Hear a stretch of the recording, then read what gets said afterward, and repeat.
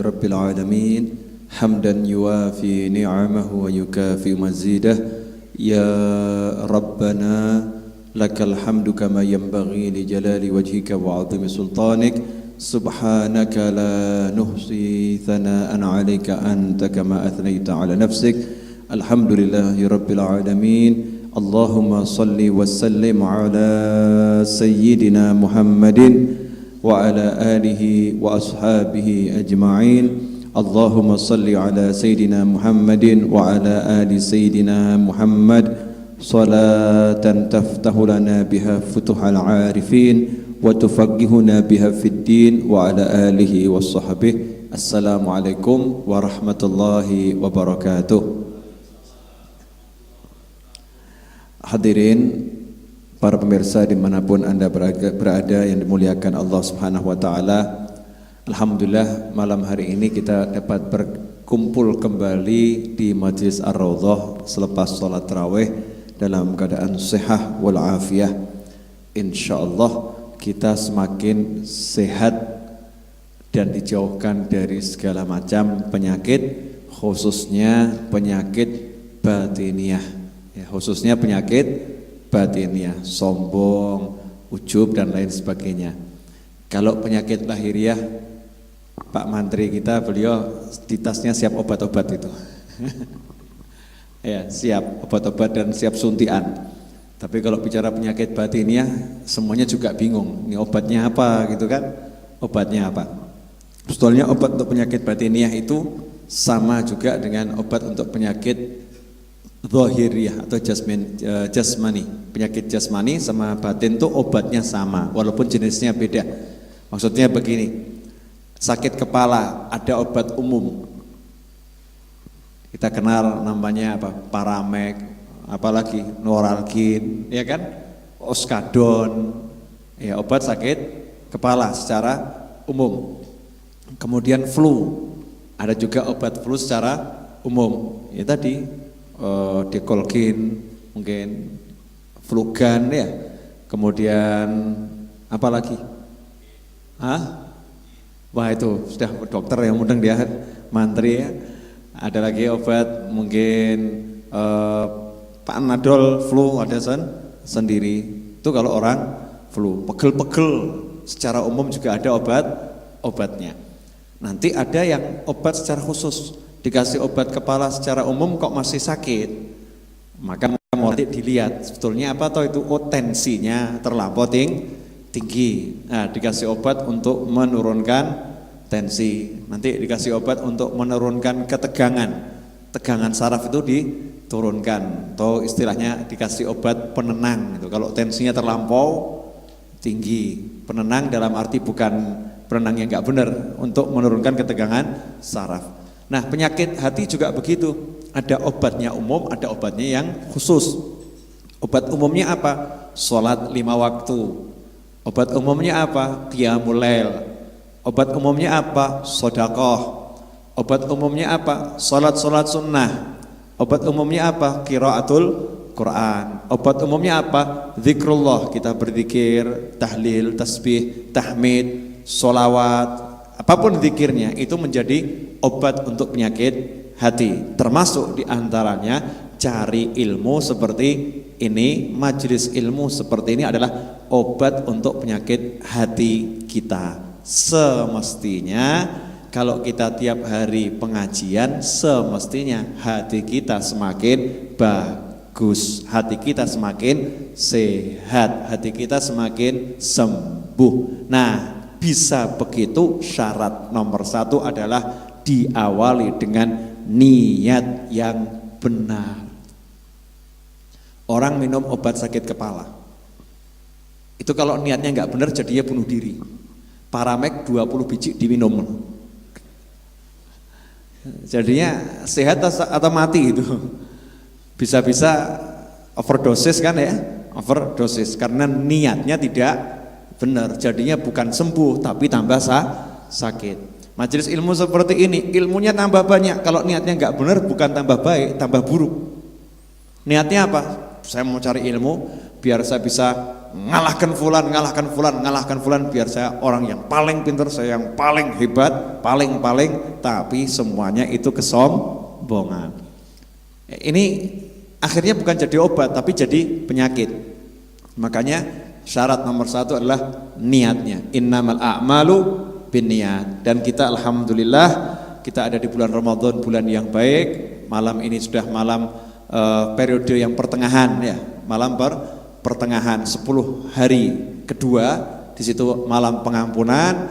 Mari kita minta sama Allah Subhanahu wa taala agar kita diampuni dan kita pasang niat-niat yang baik, Hadirin yang dimuliakan Allah, para pemirsa dimanapun Anda berada, malam hari ini kita tidak bahas tafsir Nabi Sulaiman dulu, permintaan agar selang-seling ada tafsirnya, ada bahasan umumnya. Kita lanjutkan kembali masalah ilmu. Yang Jumat kemarin kita bahas, di mana baginda Muhammad SAW bersabda, kalau dalam satu hari aku tidak mendapatkan tambahan ilmu yang yuqarribuni ilallahi ta'ala, yang mendekatkanku kepada Allah Ta'ala, bukan tambahan ilmu matematika, fisika, kimia yang umum itu bukan ya, ma yuqarribuni ilallah, yang bisa mendekatkan aku kepada Allah. Kalau matematika bisa mendekatkan kepada Allah, ya nggak apa-apa gitu. Nah, fisika bisa mendekatkan kepada Allah, ya nggak apa-apa. Tapi dikaitkan di situ, diikat sama Rasul. Kalau satu hari aku tidak mendapatkan tambahan ilmu yang bisa mendekatkan diriku kepada Allah, maka hari itu aku tidak diberkati. Coba betapa sopannya Nabi Muhammad kepada Allah Ta'ala SAW. Ya, Nabi Muhammad SAW betapa sopannya kepada Allah Ta'ala, karena Allah tuh selalu memberkati Rasulullah SAW. Bagaimana Allah tidak memberkati Rasulullah? Ketika Nabi Muhammad SAW di-mi'rajkan, begitu ketemu Allah, dan Rasul pertama kali mengucapkan at-tahiyatul mubarakatus salawatut tayyibatu lillah, maka Allah menjawab, assalamu alayka ayyuhan nabiyyu wa rahmatullahi wa barakatuh. Allah udah memberikan stempel semua keberkatan Allah, berbagai macam keberkatan Allah itu udah Allah berikan kepada Nabi Muhammad SAW, dan itu wahyunya Allah, ucapannya Allah, assalamu alayka ayyuhan nabiyyu wa rahmatullahi wa barakatuh. Artinya dimanapun Rasul berada, kapanpun Rasul berada, apapun yang dilakukan Rasul, semuanya barokah. Tapi Nabi SAW mengatakan, beliau tawadhu'nya dan semangatnya yang tinggi, saya kalau ada di satu hari, di hari itu saya tidak mendapatkan tambahan ilmu, maka di hari itu aku tidak diberkati. Fama burikali, kalimatnya itu fama burikali, aku tidak diberkati. Beliau tidak menyebutkan Allah tidak memberkati aku, enggak begitu, tapi aku tidak diberkati, Allahnya enggak disebut.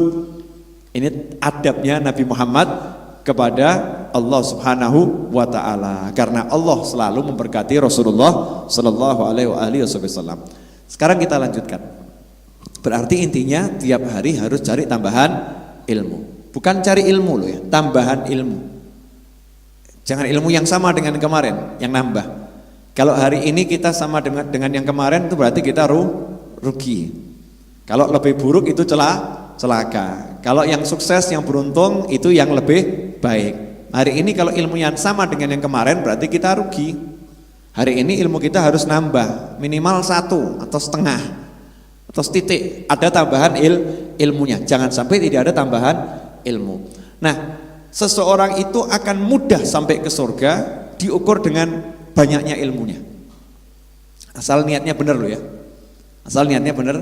Banyaknya ilmu akan mendekatkan dia kepada surga. Seringnya dia mencari ilmu akan mendekatkan dia kepada surga. Rajinnya dia mencari ilmu akan mendekatkan dia kepada surga. Karena itu dalam sebuah hadis Rasul SAW bersabda, man salaka tariqan yaltamisu fihi ilman sahalallahu lahu tariqan ilal jannah, atau kama qala sallallahu.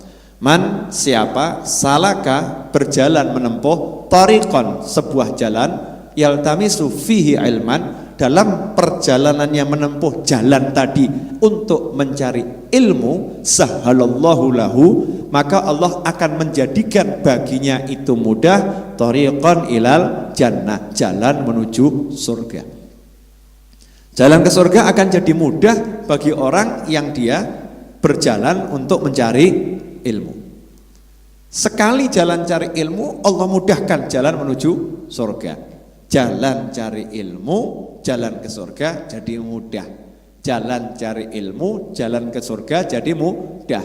Jadi mudah untuk siapa? Untuk dia. Siapa yang menjadikan mudah? Sahhalallahu lahu. Allah yang menjadikannya mudah. Artinya orang yang memang sudah jatahnya itu insya Allah surga, ciri-cirinya suka cari ilmu. Dah, itu ciri-ciri utama. Siapa yang memang jatahnya itu surga? Karena jatah itu ada dua, jatah neraka, jatah surga. Nah kita termasuk yang mana ini? Kan begitu kan nanya, aku sing ndi ya kira-kira ya, aku neraka apa swarga gitu ya. Ya pengennya kan semua ke surga. Ya husnudzonnya insya Allah kita ke surga. Tapi kan harus ada was-was ya. Ojo-ojo kan ya. Yo engkau aku kalau saya sampai kalah sama nafsu, kalah sama setan, terpreset naudzubillah min dzalik, bisa-bisa masuk neraka. Nah ciri-ciri orang yang tempatnya itu akan ke surga ya kita contoh. Oh Allah udah ngomong lewat lisan Nabi SAW, itu yang gampang masuk surga, yang sering cari ilmu. Ya udah, saya tak ikut kelompok itu aja, sering cari ilmu. Berarti nanti saya gampang masuk surga. Man yuridillah bi khairan yufaqihu fiddin. Siapa yang oleh Allah memang diinginkan untuk mendapatkan kebaikan, yakni jannah, mendapatkan surga, mendapatkan ridhonya Allah Subhanahu wa taala, maka orang tersebut oleh Allah akan diberi pemahaman, dijadikan paham dalam urusan agama. Man yuridillah bi khairan yufaqihu fiddin. Siapa yang oleh Allah diinginkan, Allah yang ingin loh ya. Jadi Allah yang milih, Allah yang mengharapkan dia, Allah yang menginginkan dia bihi khairan, mendapatkan kebaikan, yufaqihu fiddin. Allah akan jadikan dia paham terhadap agama. Lah yang menarik ya, pemahaman terhadap agama ini, ilmu ini tidak bisa dicari dengan sekedar membaca. Tidak bisa dicari dengan sekedar membaca. Tetapi harus dengan berguru. Harus dengan berguru. Berguru yang dimaksud bukan datang ke tempatnya seorang ustadz. Ustadz, saya mau baca kitab, bukan itu. Itu podo wae sama baca itu. Berguru yang dimaksud bukan datang ke tempatnya seorang guru, saya mau baca buku ya, disimak sama gurunya, bukan itu. Itu belum termasuk. Yang dimaksud guru, berguru itu adalah hal attabi'uka, boleh enggak aku ikut denganmu? Yang namanya berguru adalah ya ikut terus sama gurunya. 5 tahun berguru ya 5 tahun ikut sama gurunya. Gurunya kemana ikut mendampingi, ngambilkan sandalnya, nyiapkan makannya, ngosekkan WC-nya, nyucikan mobilnya, nyiapkan makan buat tamunya. Ya seperti itu. Ini yang namanya berguru. Ini yang namanya berguru, bukan sekedar datang pengajian. Saya masih ingat kata guru saya, orang ikut pengajian sama saya baru setahun kok udah ngaku murid saya. Ya. Nah, semua orang bisa datang ikut pengajian, ya, bukan itu murid saya. Harus ikut, ngenger ikut terus baru nanti dapat pemahaman atau pengajaran. Dan itulah yang dilakukan oleh para sahabat radhiyallahu taala anhum. Para sahabat itu bukan datang duduk nyimak Rasul berbicara SAW, bukan. Tapi sahabat itu ikut kemanapun Rasul berada. Makanya dikatakan dalam Al-Quran, Qul in kuntum tuhibbunallah fattabi'uni yuhibbukumullah. Fattabi'uni, ikuti aku. Ikuti. Makanya dikatakan Rasul berjalan kemana, sahabat ikut di belakangnya. Rasul bergerak kemana, sahabat ikut di belakangnya. Rasul duduk di mana, sahabat duduk juga di sana. Rasul berangkat ke suatu tempat, sahabat juga ikut berangkat ke suatu tempat tersebut. Ngikut terus. Itu yang namanya berguru kepada Nabi Muhammad SAW. Salah satu contohnya adalah Sayyidina Abdullah bin Abbas radhiyallahu taala anhuma. Sayyidina Abdullah bin Abbas radhiyallahu taala anhuma, beliau ini sejak kecil berguru kepada Nabi Muhammad SAW. Statusnya adalah nak dulur, sepupunya Nabi Muhammad, Abdullah bin Abbas. Sayyidina Abbas adalah pamannya Nabi Muhammad sallallahu alaihi wasallam. Sayyidina Abbas itu pamannya Rasul yang badannya gede, keker, ya, badannya besar. Itu Sayyidina Abbas radhiyallahu anhu. Punya putra namanya Abdullah. Ya, punya putra namanya Abdullah. Sayyidina Abdullah ini sepupu Nabi tapi usianya beda jauh dengan Nabi Muhammad SAW. Beda jauh. Ya, salah satu istri Rasul kebetulan adalah bibinya Sayyidina Abdullah bin Abbas ini. Sehingga suatu ketika Sayyidina Abdullah bin Abbas ini suka tidur di rumah Rasulullah SAW. Dan kalau tidur di rumah Rasulullah suka kelonan bareng Rasulullah SAW. Rasul tidur sama istri ini desel di tengah-tengah gitu ya. Lah anak-anak gitu desel di tengah-tengah, disayang sama Rasulullah SAW. Tapi karena semangatnya itu pengen jadi muridnya Rasulullah SAW, pengen belajar, Rasul bangun malam ya ikut bangun. Gak seperti yang gede-gede nih, gurunya bangun, muridnya tidur. Ya kan? Lain. Ini Sayyidina Abdullah bin Abbas ya, gurunya bangun, Rasulullah SAW, beliau tidak tidur, bangun juga. Gurunya sholat, beliau ikut sholat. Fattabi'uni, ikuti aku, diikuti. Itu namanya cari ilmu bukan. Rasul SAW bersabda A, B, C, bacakan artinya, maksudnya, bukan begitu. Gitu akeh tunggale. Begitu akeh tunggale, itu biasa. Itu hal yang biasa. Bagus, tapi itu belum namanya cari ilmu. Fattabi'uni sebagaimana dilakukan oleh Nabi Musa alaihissalam. Hal attabi'uka. Semua pakai kata ittiba. Ittiba itu bukan sekedar membaca terus diamalkan, bukan ya. Ittiba itu mengikuti selangkah demi selangkah. Makanya ciri-ciri salaf, orang-orang yang soleh dari kaum Alawin, anak cucu Rasulullah SAW, mereka itu ittiba tu qadaman ala qadamin, setapak demi setapak.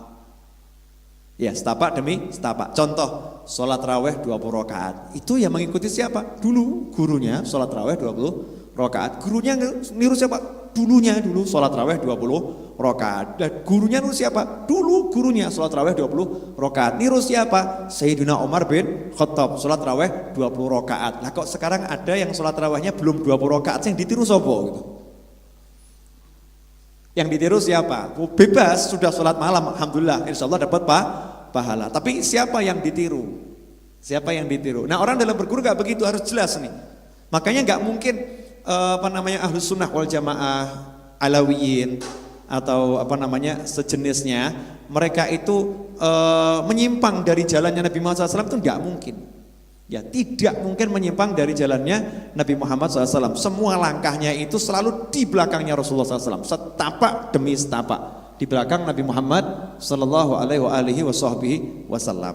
Disitulah Sayyidina Abdullah bin Abbas malam-malam sholat di belakangnya Rasulullah SAW. Ya, sholat di belakangnya Rasulullah. Nah, tapi sayang, sholat berjamaah. Kok Rasul sholat, Sayyidina Abdullah bin Abbas sholatnya di samping kiri Nabi Muhammad Sallallahu Alaihi Wasallam. Nah Rasulullah ngerti ini sepupunya yang masih kecil sholatnya di samping kirinya, sama Rasul dipegang telinganya, ditarik ke sebelah kanan. Ya, ditarik ke sebelah kanan. Di sini juga sebagai dalil orang kalau bergerak dalam sholat selama tidak 3 kali berturut-turut maka sholatnya tidak batal. Dan jangan disamakan gerakan Rasul dengan gerakan kita. Kanjeng Nabi obah seperti apapun, sholatnya juga khusyuk. Lah kalau kita nih kakek obah, ciri-ciri orang khusyuk. Itu Rasulullah kan sholat sampai narik sini Abdullah bin Abbas. Berarti Rasulullah sholat dia gerak. Doa jembok pada kewakmu. Ya, Kanjeng Nabi bergerak tapi ya geraknya itu tidak mempengaruhi kekhusyukan hatinya. Hatinya khusyuk. Ya masa bisa orang gerak kok dia tetap khusyuk, itu mana mungkin? Ya udah, kamu pernah nyopir mobil enggak? Oh pernah, saya jago nyopir mobil. Bisa telepon? Bisa. Kamu khusyuk enggak nyetirnya? Ya khusyuk lah, kok bisa? Kok bisa kamu nyetir sambil sambil telepon, kok bisa khusyuk, fokus jalan, orang yang lewat siapa ngerti, bahkan disopo ya iya, padahal sambil telepon kok bisa begitu, bagaimana? Loh saya udah handal, jadi gerakan saya ini tidak mempengaruhi lagi, saya bisa fokus ke depan. Lah baru kamu saja urusannya nyetir itu kamu bisa fokus ya karena kamu sudah ahli. Lah Kanjeng Nabi SAW urusan sholat beliau pakar nomor wahid seluruh jagat raya. Jangan disamakan dengan kita. Udah sholat di belakangnya. Nah ini Sayyidina Abdullah bin Abbas terus ikut Rasulullah SAW. Sehingga suatu ketika Rasul itu kalau butuh apa nggak usah ngucap. Itu bagusnya orang ikuti begitu. Jadi jangan nunggu disuruh. Bisa membaca apa yang diinginkan guru saya ini. Belum ngomong udah, belum ngomong udah, seperti itu. Kalau bahasa saya berpikir 4 langkah ke depan. Yang dibutuhkan apa? Siapkan. Ojo ngenteni dikongkon. Lah kebanyakan orang zaman sekarang udah disuruh cek ora bener. Ayo betul. Ayo Ucup, dengarkan nih Ucup nih. Mas Ucup. Sopirin nih ya. Biar tambah sabar gitu ya. Jadi begitu, belum disuruh udah paham. Saat itu Rasulullah SAW akan berwudu Nabi Muhammad SAW. Airnya nggak ada. Ya airnya nggak ada. Sayyidina Abdullah bin Abbas langsung cari air dan langsung disediakan air tersebut diserahkan kepada Nabi Muhammad SAW. Ya Rasulullah, ini air untuk wudu. Sebagaimana disebutkan dalam kitab Sahih Al-Bukhari. Airnya diserahkan. Ketika air diserahkan hasilnya apa? Rasul pun mendoakan Allahumma faqihhu fiddin wa 'allimhu ta'wil. Langsung didoakan oleh Rasulullah SAW. Ya Allah, jadikan dia faqihhu fiddin wa 'allimhu ta'wil. Faqihhu. Ini Rasul minta Allah yang yufaqihu.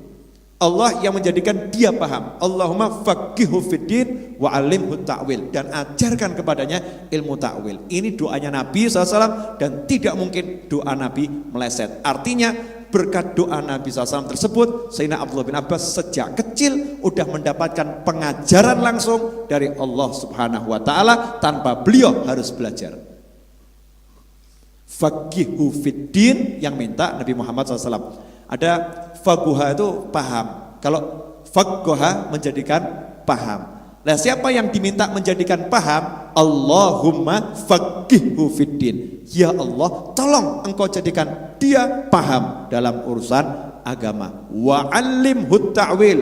Kalau alima ya'lamu ilman, mengetahui. Kalau 'allama yu'allimu ta'liman, menjadikan tahu atau mengajarkan. Dan siapa yang diminta Rasul untuk mengajarkan? Allahumma faqihhu fiddin wa 'allimhu ta'wil. Dan jadikan ya Allah dia paham agama dan ajarkan kepadanya ilmu takwil. Rasul minta Allah yang memahamkan, Rasul minta Allah yang mengajarkan. Artinya berkat doa Rasul ini Sayyidina Abdullah bin Abbas dapat pengajaran langsung dari Allah Ta'ala. Dapat pengajaran langsung dari Allah Ta'ala. Karena apa? Man salaka tariqan yaltamisu fihi ilman sahhalallahu lahu tariqan ilal jannah. Di riwayat yang lain sahhalallahu lahu bihi tariqan ilal jannah. Macam-macam riwayatnya. Allah sahala, menjadikan jalannya ke surga menjadi mudah. Lagi-lagi Allah yang menjadikannya mudah. Termasuk ini Sayyidina Abdullah bin Abbas mendapatkan kemudahan jalan menuju surga berkat dia menempuh jalan untuk mencari ilmu, menempuh jalan mencari ilmu. Caranya dengan ngenger, ikut, ittiba, ngabdi, ngawulo. Itu yang namanya cari ilmu. Sampai di sini bisa dipahami? Ini kok mondok-mondok semua sama diem ini ngantuk atau emang paham? Paham enggak ini kira-kira nih? Paham ya? Enak enggak Sayyidina Abdullah bin Abbas? Enak kan? Enak. Dapat apa ini? Bonus atau enggak bonus nih? Bonus. Dapat bonusnya gara-gara apa?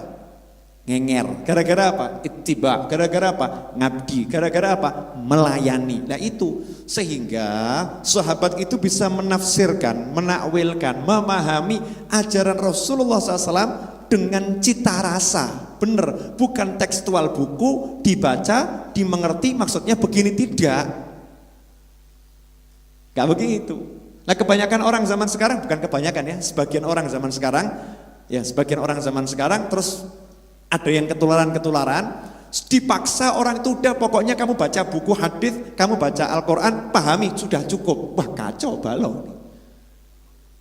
Ya, kacau balau, sehingga tidak ada rasanya ilmunya. Karena apa ya? Penerapan ilmunya itu tidak sesuai dengan apa yang dicontohkan Rasulullah SAW, nggak sesuai. Justru jalannya menurut otak, akal, pikirannya orang yang baca itu sendiri. Atau gurunya dia yang mengarahkan tadi karena gurunya baca itu sendiri. Enggak ngikuti ulama. Makanya Rasul mengatakan, "Shallu kama ra'aitumuni usolli." Salatlah sebagaimana engkau melihat aku salat. Bukan dengar dari orang. Masalah salat kan bisa toh dengar dari fulan. Loh Rasulullah masih ada kok. Shollu kama ra'aitumuni usolli. Lihat saya sholat gimana kamu? Sholatlah seperti engkau melihat saya. Suruh ikut sholat dulu dengan Rasulullah SAW. Biar sholatnya benar, biar sholatnya pas. Nah orang-orang yang udah ikut sholat dengan Rasulullah SAW ini, baru dia mengajarkan sholatnya kepada orang lain. Beginilah aku melihat Rasulullah sholat, dipraktekkan, dicontohkan. Lah bagaimana sekarang orang tidak diajarkan praktek contoh lewat para guru, tapi disuruh buka buku. Ya hasilnya bedanya antara bumi dan langit. Ya kan, naudzubillah min dzalik. Gak ada cita rasanya, gak ada cita rasanya. Contoh nih yang sering kita dengar di pengajian yang begitu-begitu. Ya, begitu-begitu ini kadang orang yang maksudnya ilmunya belum cukup, tapi udah terlampau bersemangat tanpa mau ngenger ikut ulama. Semangat meluruskan soft. Bagus memang soft, kalau sholat harus diluruskan. Siapa bilang soft harus bengkok ya? Soft harus lurus, rapat. Memang soft harus rapat. Tapi rapatnya, lurusnya softnya itu aturannya bagaimana? Saya semalam lihat televisi, sebuah stasiun televisi ada siaran langsung sholat tarawih berjamaah dari Masjidil Haram. Soft pertama itu imam-imam hafid Quran semua di Masjidil Haram. Saya lihat kakinya, ada enggak yang begagah? Kok ya orang ya? Gak ada yang begagah tuh, gak ada. Gak ada. Terus apakah rapat susuan? Ya enggak. Ya enggak. Gak rapat susuan tuh ya enggak. Ya wajar. Ada ini. Terus saya cari lagi. Kira-kira yang bukan saya merendahkan yang lain, enggak. Orang bebas mau pakai celana pendek selama nutup aurat juga boleh. Mau pakai celana pertengahan juga boleh, ya kan? Pakai sarung juga boleh. Tapi saya cari itu imam Masjidil Haram tuh saya lihat satu-satu. Kira-kira yang jubahnya itu di tengah-tengah ada enggak gitu? Enggak ada, tengah-tengah betis enggak ada. Ya, kalau bahasa ini teman-teman ini kadang ya rodok kasar, cingkrang begitu. Saya enggak mempersalahkan mau cingkrang boleh, enggak cingkrang juga boleh. Cuman ya sing pantes gitu kan sing pantes, jangan sampai jadi tren gitu loh, jadi tren seakan-akan yang benar tuh yang begitu, yang lain salah. Ini kan salah ucapan begitu. Ini saya lihat Imam Masjidil Haram, kok jubahnya juga panjang. Kemudian berjubah, memang betul harus berjubah. Sunnah Nabi pakai jubah itu kok ya. Pakai jubah itu sunnah Nabi. Kemudian kalau kita lihat sholatnya, apakah softnya itu rapat? Ya softnya rapat, tapi rapat itu bukan susuan. Nah sekarang ini diajarkan soft kon ngidak sikil, ini sinaune karo sopo gitu loh.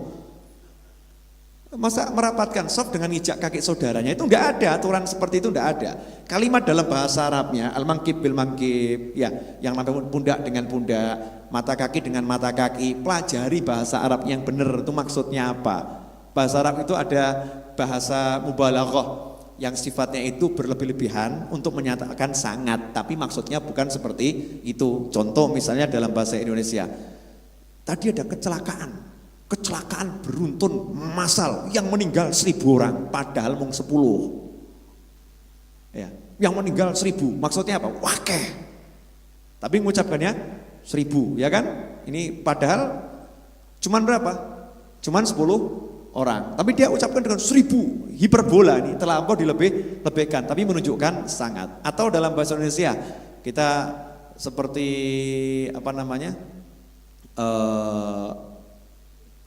ya bal-balan lah, sepak bola. Ya, negara kita lawan juara dunia.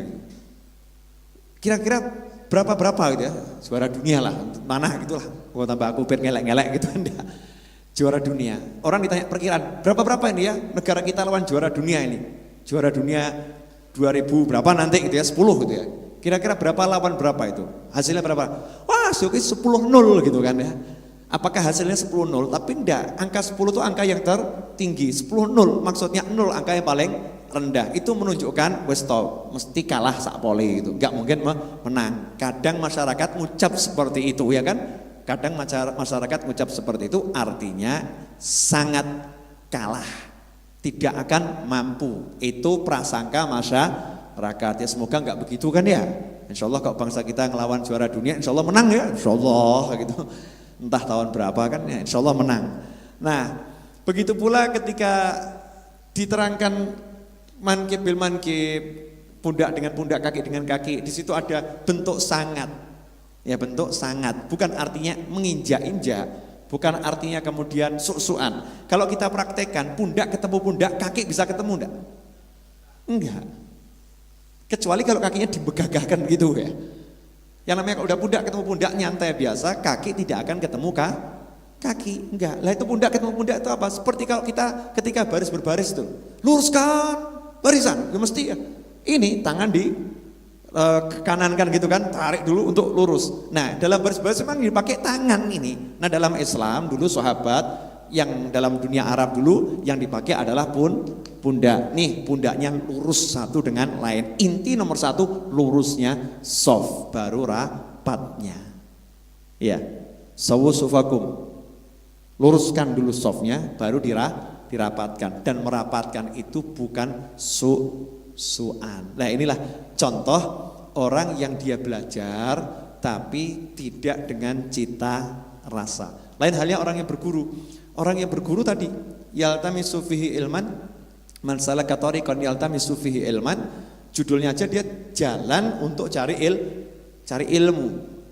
Seperti Imam Syafi'i rahimahullah, jalan cari ilmu 2 bulan lewat padang Sahara. Itu Imam Syafi'i. Nabi Musa alaihissalam jalan untuk cari ilmu. Enggak diterangkan tuh waktunya berapa lama ketika menyusuri tepi laut. Itu kan cukup lama sampai capek ya. Tapi waktunya berapa lama enggak diterangkan di situ. Itu jalan cari ilmu. Coba kita lihat sifat jalan cari ilmu. Ketika jalan cari ilmu itu berhenti atau kemudian bertemu dengan seseorang. Setelah bertemu dengan orang tadi kira-kira ikut atau cuman mendengarkan? Yang namanya belajar itu ya ikut. Nabi Musa alaihissalam coba kita lihat ketika berjalan bersama putrinya Nabi Syu'aib alaihissalam. Ketika berjalan bersama putrinya Nabi Syu'aib, Nabi Musa jalannya di depan, enggak seperti kita. Tolong Mbak tunjukkan jalannya Mbak ya. Itu Mbaknya suruh depan, kita di belakang terus nonton nyawang Mbak. Waduh, kan gitu. Naudzubillah min dzalik, ini model kita. Kalau Nabi Musa lain, tolong Mbak jenengan jalan di belakang, saya yang di depan. Nanti kalau belok kanan kasih kode, belok kiri kasih kode. Karena Nabi Musa enggak mau lihat wanita, enggak mau sampai auratnya terbuka ketika jalan, kemudian kena angin, auratnya tersingkap. Biar saya yang di depan saja. Sampai ketemu Nabi Syu'aib alaihissalam. Ketika ketemu Nabi Syu'aib alaihissalam, di situ kan Nabi Musa dilamar sama Nabi Syu'aib untuk dinikahkan dengan putrinya. Saat itu kemudian mas kawinnya disuruh kerja tinggal bersama Nabi Syu'aib alaihissalam. Nah, apa yang dilakukan Nabi Musa? Mengiyakan. Kenapa mengiyakan? Karena Nabi Musa pengen dapat ilmunya Nabi Syu'aib. Disitulah tinggal bersama, bukan cuman mendengarkan sepatah 2 patah kata kemudian pergi. Di riwayat ada yang mengatakan 10 tahun. Kalau engkau sempurnakan 10 tahun lebih bagus. Saya mengatakan enggak sampai 10 tahun Nabi Musa sudah cukup. Artinya Nabi Musa AS ikut dulu dengan Nabi Syu'aib. Ini yang diajarkan dari dahulu kala, cari ilmu itu ikut, cari ilmu itu ikut, cari ilmu itu ikut. Nah, sekarang kok muncul tren cari ilmu itu cukup baca Google, repot. Cari ilmu itu cukup baca artikel, repot. Kalau cari ilmu cukup baca artikel, ya udah Al-Qur'an diturunkan saja, nggak usah pakai nabi. Gak usah pakai Rasul, Al-Quran turun, udah kan gak usah pakai ini artikel, udah Al-Quran tuh nasnya mushafnya turun, udah 30 juz. Bisa nggak Allah menurunkan mushaf langsung 30 juz? Bisa kan? Udah selesai, malaikat tunjukkan manusia, ini Al-Quran, selesai. Udah mau selamat pelajari itu Al-Quran, nggak perlu Nabi Muhammad SAW, nggak perlu Rasul, nggak perlu. Bisa nggak? Bisa, tapi manusia tidak mungkin bisa jalan lurus kalau caranya begitu. Makanya diturunkan Rasul alaihissalam. Ya, sallallahu alaihi wasallam, Rasulullah, kamu sampaikan ini ayat per ayat dengan memberikan contoh kejadian per kejadian sehingga rasanya itu dapat. Kemudian sahabat mau belajar Al-Quran langsung dari Rasulullah, langsung pada Al-Qurannya atau lewat Rasulullah?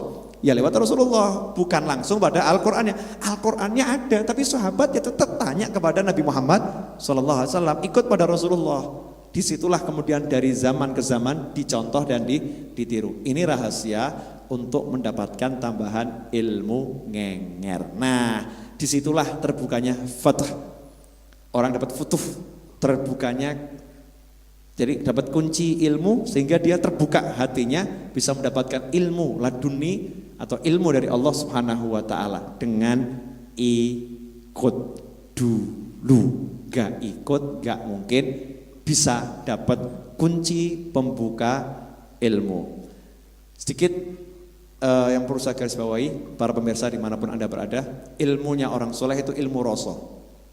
Saya mau kasih contoh. Mbak-mbak yang ada di sini, bu-ibu di sini, ini yang lebih pengalaman. Jenengan dikasih resep soto Betawi. Kasih resep soto Betawi, kemudian disuruh masak. Bisa enggak, Bu? Cuman disuruh kan bisa ya? Bisa. Tapi hasilnya kira-kira seperti yang ngasih resep atau beda? Beda kan? Biasanya itu kalau ada resep roti, ada apa? Peragaannya apa enggak itu? Praktek buat roti, ada kan? Praktek buat roti yang ngajarkan nanti ngasih resep, tapi dia undang orang diajari caranya buat tuh seperti ini loh, caranya ngaduk tuh seperti ini. Tapi coba kalau tulisannya diaduk 5 menit gitu. Udah kita buat ya diaduk 5 menit buat roti gitu ya. Jadinya lah kok bantat kenapa ya? Kok bantat, kok gak bisa ngembang rotinya kenapa? Nanya sama yang ngasih resep. Lah kamu ngaduknya begitu ya keliru. Ngaduknya itu harusnya begini, dicontohkan. Mulek ini ngaduknya itu seperti ini. Oh, lawang tulisannya cuma diaduk. Ya diaduk, tapi diaduknya begini, bukan begitu. Lah taunya begini gak begitu dari mana? Dicontohkan, dipraktekkan, diikuti. Bukan cuma baca diaduk. Gulanya dicampur dengan air. Duh, kok rasanya jadinya lain, gak seperti punya kamu. Udah saya campur dengan air. Lah kamu nyampurnya bagaimana? Ya air mendidih, saya kasih gula. Lah keliru. Mestinya itu kamu masak air, airnya umum di atas kompor, masih mendidih, baru kamu kasih gula, kamu aduk sambil dipanasi. Beda rasanya dengan gelas, kamu kasih gula, disoi air, panas mendidih, tapi rasanya akan berbeda. Itu rahasianya di situ. Oh gitu, iya pantas kok beda ya rasa tehnya. Ya lain. Nah ini loh, orang yang dengan membaca sama praktek urusan baru roti, urusan soto, urusan teh itu sudah hasilnya jauh berbeda. Lah kira-kira urusan sholat, urusan pemahaman Al-Quran, urusan pemahaman hadis, ya urusan zikir, urusan qiraatul Quran, kalau modalnya cuman baca buku, artikel, jadi ini apa? Repot kan? Jadinya apa? Jadinya ya gak karu-karuan, rasanya itu gak ada, dilihat gak enak. Lain halnya dengan orang-orang soleh, guru-guru kita. Beliau-beliau itu betul-betul diajari, ngaduknya begini loh, nguleknya begini loh, numbuknya begini loh. Semua di apa namanya diterapkan. Jangan seperti contoh sederhana lah, sederhana. Ya ini ya benar tapi ya ngawur. Ya benar ya ngawur. Dalam ilmu fikih, ini Habibnya ini jago fikih. Sunnah bersiwak, sunnah bersiwak. Kalau nggak ada kayu siwak, kamu pakai baju itu boleh. Lah terus kok diamal neng masjid, orang no kayu siwak, kita tangan terus apa namanya kain diginikan. Ya, ini bener sunnah, tapi melanggar sunnah yang lain. Tidak ada cita rasa, cita rasanya enggak ada. Sehingga ini sunnah yang kalau diterapkan justru merusak citra Islam. Karena enggak pas di depan orang banyak. Nak kowe dhewe karepmu ngene-ngene enggak apa-apa. Tapi kalau di depan orang banyak, di situ ada aturan innallaha jamil yuhibbul jamal. Contoh nyabut bulu ketiak. Sunnah atau enggak sunnah? Sunnah. Tapi yo aja mbok cabuti ning ngarepku, kurang ajar kowe. Paham kan?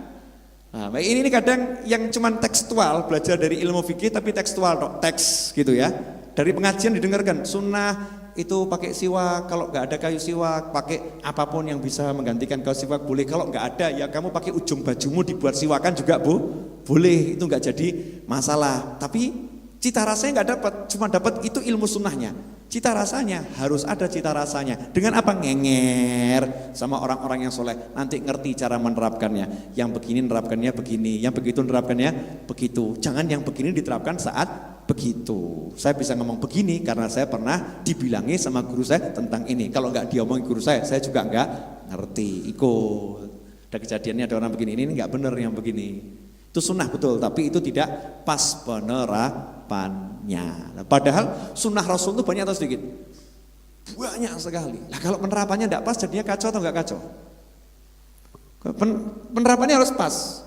Apa namanya? Qodaman ala qodamin. Ini ahli fikih yang nonton tayangan saya mesti protes. Enggak bisa nih Bib, enggak apa-apa. Nah, tetaplah Anda dengan fikih Anda bagus. I love fikih. Saya cinta fikih. Tapi ini sisi apa namanya? Dzauq, sisi apa namanya? Ketasawufan. Ya, sisi ngenger cara menerapkan sunnah pada tempatnya. Contoh, orang sunnah makan begini. Sunnah enggak makan begini? Sunnah kan? Begini. Tapi ada bapaknya lagi duduk di bawah, depan bapaknya makan begini. Kira-kira ini ya pantas apa enggak ini? Ini coba apa? Jadi ada sunnah, ada wajib, ada kepantasan. Itu harus ada diterapkan semuanya. Semua harus ini apa namanya? Jangan terus yang penting sunnah. Bapak mau setuju enggak suka karepmu. Wah, burakot yang ngarepe gitu kan ya. Sayyidina Hasan dan Husain radhiyallahu anhuma kalau makan bersama ibunya Fatimah Zahra, itu ngelirik makanan yang ada di meja makan aja nggak berani. Tidak akan ngambil makanan itu sebelum diambil ibunya dan tidak berani melirik makanan itu karena takut nanti kalau dilirik ibunya nggak sampai hati, kemudian sama ibunya dikasihkan anaknya, padahal ibunya pengen makan. Sayyidina Hasan dan Husain berkata, saya khawatir gara-gara saya lirik makanan tersebut, saya termasuk anak yang durhaka karena saya udah membuat ibu saya mau makan nggak jadi makan gara-gara saya kepengin. Tuh coba, ini ya, sing ngene-ngene ki angel iki. Ayo apa? Ayo. Ini kok ketawa-ketawa, ini ketawa enak atau ketawa gak enak ini? Jadi penerapan itu semua bisa kita dapat kalau kita ngenger. Kalau kita nggak ngenger nanti nggak bisa dapat mengikuti qodaman ala qodamin. Ya Mas Romi, udah berapa menit saya bicara? 42 menit. Masih ada sedikit. Ada yang mau nanya enggak nih?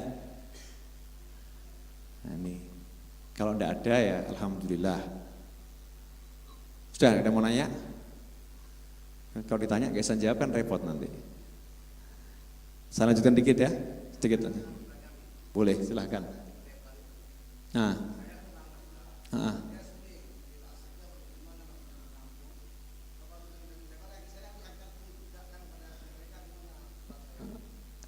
Diangkat terus oh gitu ya.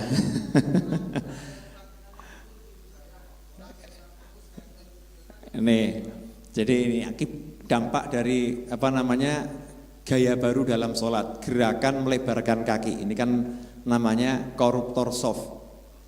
Nah, ini karena nggak belajar. Orang sholat itu bukan melebarkan kaki tapi merapatkan kaki. Ya merapatkan kaki, softnya dirapatkan, bukan melebarkan kaki. Gak ada hadis Rasul lebarkan kakimu, gak ada. Yang ada itu rapatkan soft. Nah terus kalau ada orang yang softnya kosong, gimana? Agak renggang, ya kamu bergeser biar yang di belakang bisa maju, kan begitu. Yang di belakang bisa maju. Nah ini enggak, ada orang yang pemahamannya tadi cekak tadi itu, kemudian kakinya dia dilebarkan. Lah yang dikejar kakinya kan risih di sampingnya kan, kok ada kaki kok ngejar terus, akhirnya yang satu semakin merapat kakinya, yang satu semakin melebar. Lah ini yang merapat nih jengkel, akhirnya kakinya diangkat gejrot sekalian. Ya gejrot, terus akhirnya yang melebar tadi kaget kakinya merapat sehingga softnya lowong. Lah ini nanya, lah saya yang gejrot tuh ya bagaimana? Ya itu ya buah si malakama gitu ya. Yang ora digejrot ya ora khusuk, yang digejrot ya ora khusuk gitu kan. Ya, kalau enggak diijak tapi itu enggak akan khusuk. Kalau diijak apa namanya juga nanti ya enggak akan khusuk. Dua-dua enggak ini. Nah, kalau saya ditanya begitu bagaimana? Ya jangan dijak. Jangan dijak karena nanti yu'dzil mukmin, juga menyakiti seorang mukmin. Prinsip saya satu, sing waras ngalah gitu ya. Cukup cirinya kita ini. Cukup cirinya kita waras, kita ngalah, minggir dulu, nanti rampung baru dia diajari, Mas nanti lain waktu kalau jenengan ulangi saya gejrot kaki jenengan gitu. Rampung baru diajari seperti itu. Tidak boleh jenengan tuh merenggangkan kaki. Kalau ini jenengan rasa softnya senggang, kasih kode yang belakang suruh maju. Jenengan rapatkan aja ke kanan, yang di sebelah kiri suruh merapat, bukan merenggangkan kaki. Ini bid'ah, ini nggak ada tuntunannya yang begini nih. Ini ngarang-ngarang sendiri, nggak ada ajaran dari Nabi SAW yang seperti itu. Cukup jelas? Ya, lanjutkan ya, lanjutkan. Ya, yang namanya rasa dalam beragama itu yang penting. Jadi orang itu bukan cuman teori, praktek. Ada teori, ada praktek, nanti ada rasa. Teori, praktek, gak ada rasa, capek. Teori, praktek, gak ada rasa, capek enggak? Capek. Contoh misalnya, orang baru kasih teori, ya dulu saya masih sekolah. Teori ngetik komputer itu diajari A, S, D, F, G, K, L, titik, koma. Ini teori tok gitu ya, jari kiri A ya kan. Ini jari manis S, jari tengah D, telunjuk F yang kiri ya.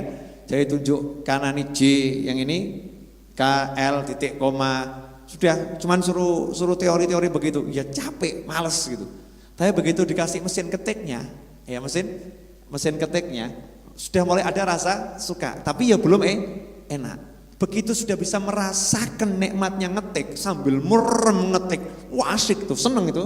Ngetik ada kesenangan, itu ngetik. Sepak bola juga begitu, baru teori. Ya itu nanti ya gelandang kanan, gelandang kiri, capek. Begitu dikasih bola di lapangan, mesti suruh latihan praktek dribble dok, daldul.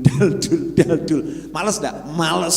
Begitu suruh main di lapangan, nah di situ nanti dia baru dapat rasa. Begitu dapat rasa, gelundung, glosor, mencolot, apapun dilakoni, rasanya enak. Sama dengan ibadah. Ibadah ya begitu. Kalau cuman ruku, sujud, i'tidal dan seterusnya, teori, ya memang harus dijalani semuanya teori itu. Kemudian praktek sholatnya, ya praktek sholat itu praktek, baru praktek. Lah rasanya itu di mana? Dengan sering kita praktek nanti dapat rasanya. Nah sekarang mau ngerasakan khusyuknya sholat, wong sholat mau 5 waktu tok sing dilakoni kok arep rasake khusyuk gitu.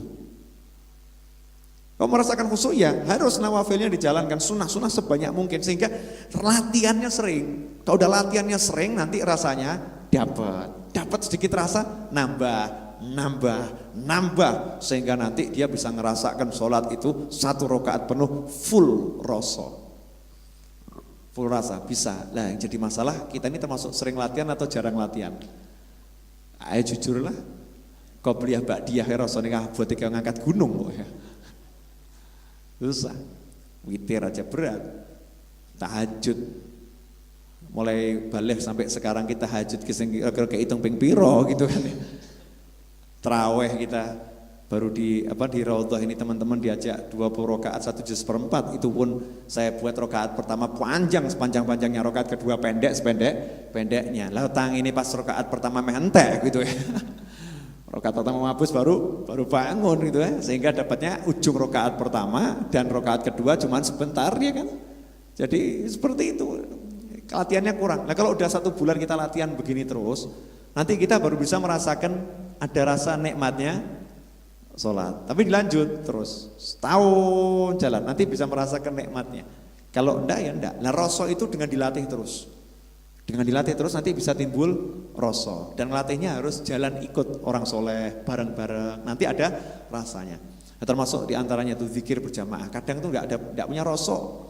Zikir judulnya berjamaah, sholatan jamiatan rahimakumullah. Bilalnya nih imamnya, makmumnya la ilaha illallah, sing liyan meneng. Ini enggak ada rasa. Ini mestinya bareng-bareng la ilaha illallah Muhammadur Rasulullah sallallahu alaihi wasallam nabiyukum Muhammad sallu alaihi Allahumma sholli wa sallim alaihi. Iki ya imame sing bengak-bengok dhewe, makmume meneng kabeh gitu ya. Ya nanti rasa kabeh gini repot. Ya, ini harus bareng-bareng. Dulu yang namanya zikir habis sholat, ya hayyu ya qayyum la ilaha illa anta subhanaka inni kuntu minadz zalimin. Iki imame kan bengak-bengok dhek, makmume malah ya hayyu ya qayyum la ya hayyu. Pelan-pelan. Pernah guru saya pernah marah. Kalau ngantuk pulang begitu. Karena itu tidak punya rasa. Emang kalau ya hayyu ya qayyum zikir jamaah ya bengok-bengok ya bareng-bareng. Ya hayyu ya qayyum la ilaha illa anta. Semua teriak. Jangan wis diwakili ustadz cukup begitu. Repot Pak begitu. Ya, itu nanti rasa ya dapat. Ketika kita bareng-bareng terus begitu 1 bulan ya nanti rasa itu udah dapat. Nah, kalau udah dapat rasa itu namanya enak. Lah ilmu itu rasa. Bukan teori. Kalau cuma teori enggak. Baca di tulisan itu teori-teori ya. Terus dipraktekkan, dipahami dengan benar nanti jadinya rasa. Nah, rasa ini yang susah nyari. Rasa ini yang susahnya nyari. Terakhir sedikit contoh ya. Waktu tadi saya ngomong begini, Sayyidina Abdullah bin Abbas radhiyallahu anhuma karena melayani Nabi Muhammad SAW terus, akhirnya dapat doanya Kanjeng Nabi. Dapat doanya Kanjeng Nabi SAW. Doanya apa? Allahumma faqihu fiddin wa 'allimhu ta'wil. Begitu sampai pada kalimat yang seperti ini, terus saya ngomong kan, saya terjemahkan pelan-pelan, ya Allah, jadikanlah engkau yang membuat beliau faham, dan engkau yang mengajarkan kepada beliau. Saya mau nanya, itu rasanya biasa-biasa saja, dengan dengar, ya Allah, jadikan dia paham dalam ilmu agama, dan ajarkan kepadanya ilmu takwil. Biasanya kan begitu kan? Sama yang dengan tadi saya terangkan, sama enggak rasanya? Beda kan? Beda. Lah itu yang disebut rasa. Lah ini bisanya dapat kalau kita sering ikut orang soleh. Saya belum sering. Dulu kumpul orang soleh, yang saya betul-betul kumpul itu kurang lebih 12 tahun. Baru 12 tahun, belum banyak. Ya 12 tahun kumpul, makan bareng, ya apa namanya, jalan-jalan ya bareng, tidur ya bareng, terus cari mudzakarah ilmu juga bareng, terima tamu juga bareng, terus di situ. Nah di situ nanti dapat sesuatu gitu ya. Cara-cara guru ini memahami ilmu itu bagaimana tuh? Seperti apa cara memahaminya? Nah nanti di situ kita bisa punya rasa. Ilmu rasa nih yang mahal.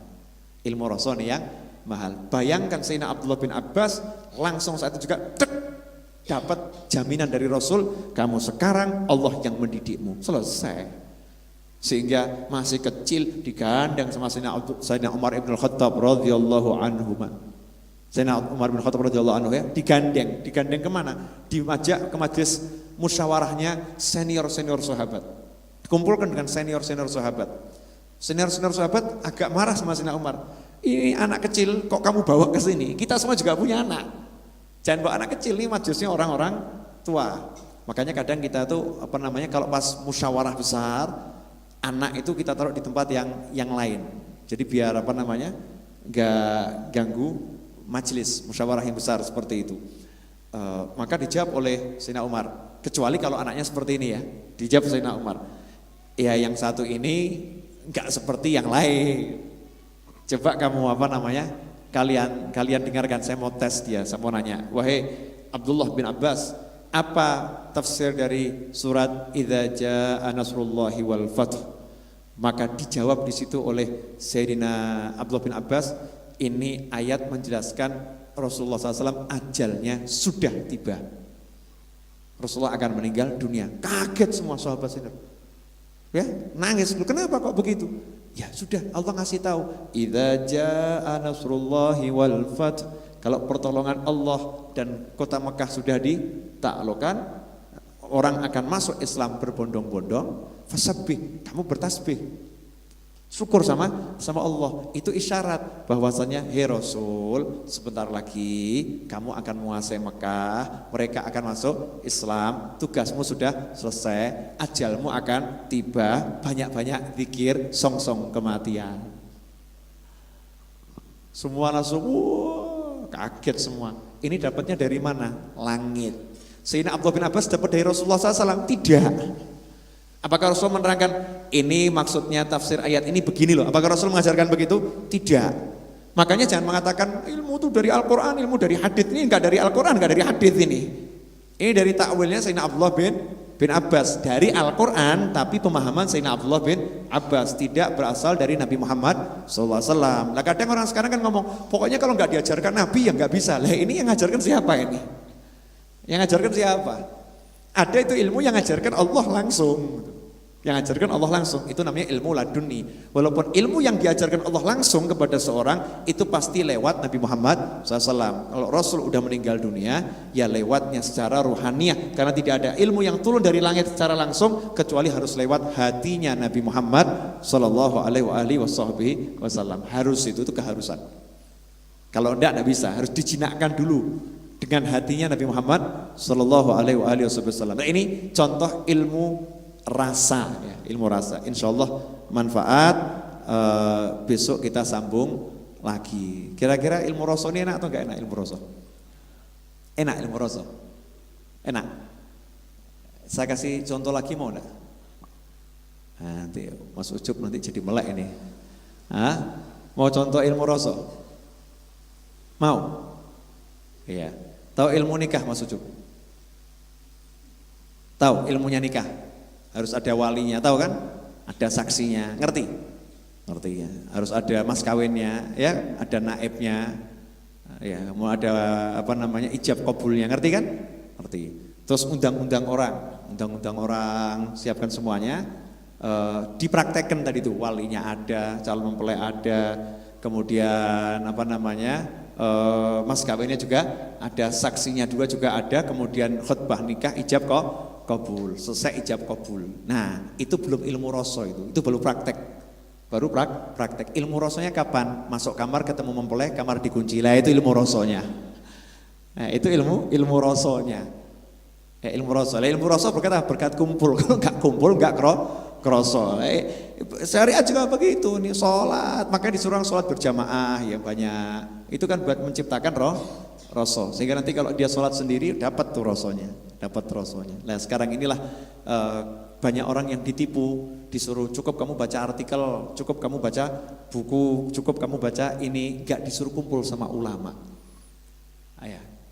Bahkan dipotong, kamu jangan belajar sama ulama ini tidak kembali pada Al-Quran dan Sunnah. Nah, terus kembalinya kemana kalau tidak ke Al-Quran dan Sunnah? Lah itu buktinya kok dia punya pendapat-pendapat. Nah, sama dengan Sayyidina Abdullah bin Abbas. Beliau karena kembali pada Al-Quran dan Sunnah dikasih pemahaman oleh Allah Subhanahu wa Ta'ala. Justru orang yang pemahamannya mandek itu ciri-ciri orang yang tidak kembali pada Al-Quran dan Sunnah. Yang ikuti Al-Quran dan Sunnah betul, pemahamannya akan nambah terus. Dikasih ilham sama Allah. Karena janjinya Rasul SAW, Allah menjanjikan mana amila bima alima auratullah atau warathullah ilma malam ya'lam atau kama qala sallallahu. Siapa yang mengamalkan ilmu yang dia ketahui, Allah akan mengajarkan ilmu yang belum dia ketahui. Yang belum diketahui di Al-Qur'an tidak diketahui olehnya, di As-Sunnah enggak diketahui olehnya. Orang lain juga enggak ngerti. Dia jadi dikasih pemahaman sama Allah Subhanahu wa taala. Contohnya kasus Sayyidina Abdullah bin Abbas radhiyallahu taala anhuma tadi. Besok mau saya kasih contoh kasus-kasus yang lain. Mau? Orang-orang yang dapat pemahaman ilmu gitu. Ajib. Mau? Wani piro. Wani piro. Gratis gitu ya. Wani teko katanya. Wani teko. Semoga manfaat. Mari kita tutup dengan doa yang biasa kita baca. Jangan lupa ya para pemirsa dan para pendengar Al-Hidayah FM dimanapun Anda berada, Kamis malam Jumat besok hadirlah ke Majelis Ar-Raudhah di Dewutan nomor 112 jam 8 malam kita akan khataman Al-Quran insyaallah jam 8 malam. Ajak rombongan sebanyak mungkin ya, sebanyak-banyaknya. Demikian mari kita baca doa yang biasa kita baca. Allahumma shalli wa sallim ala sayyidina Muhammadin miftahi babi rahmatillah adada ma fi ilmillah salatan wa salaman daimaini bidawami mulkillah wa ala alihi wa sahbihi. Allahumma ij'al fi ta'atika farahi wa sururi wa fi mardatika jami'a umuri. Allahumma ya alim bihalati wa muttali' ala sarairi wa niyati iqdi jami'a hajati waghfir dhunubi wa sayyiati wa tajawaz an khati'ati wa zallati وتقبل جميع حسناتي وسامحني فيما مضى وما يأتي واكتبني في ديوان ساداتي wasluk bi sabila najati fi hayati wa mamati. Allahumma inni tami'un fi atak,